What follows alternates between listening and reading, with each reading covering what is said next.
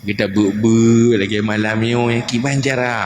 Ya kakai kaida yang berada gitu.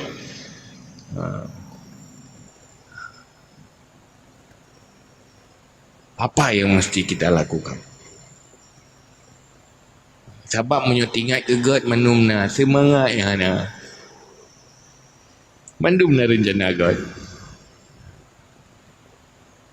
Tetapi pakan hana jadi. Pertama ubud semangat, yang kedua dijebak oleh syaitan di dalam panjang angan-angan. Taswif. Cara yang paling ampuh menyesatkan manusia sehingga tidak sempat beramal kebaikan dengan taswif. Taswifnya peentri-entri. Nya hana jadeh ha, yang pun entri-entri nya hana jadeh dulu.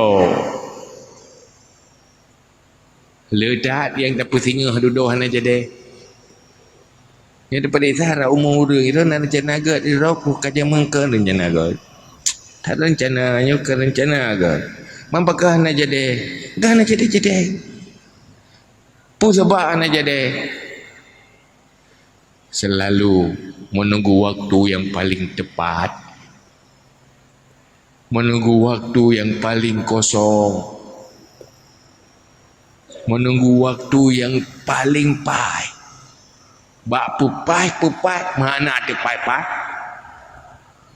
Ya kan? Sebuah rencana yang diundur 1 hari 10 tahun tidak pernah terjadi. Besok 1 hari lagi, yang kedua hari lagi, yang ketiga hari lagi. Tidak jadi. Maka hanggubi taswif. Lakukan terus apa yang bisa. Oh hana sempurna, ubuk BBC jule. Bepeh watepai. Ya hanya deh. Sampai pacar hanya deh, sampai awak ditemui oleh ajal, tidak pernah jadi itu. Duduk kat sakit. Apa menunggu mau berzikir banyak-banyak saat lidah sudah stroke?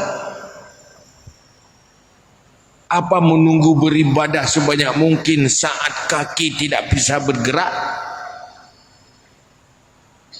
Atau baru berencana kebaikan di saat di samping sudah menangis menunggu ajal tiba?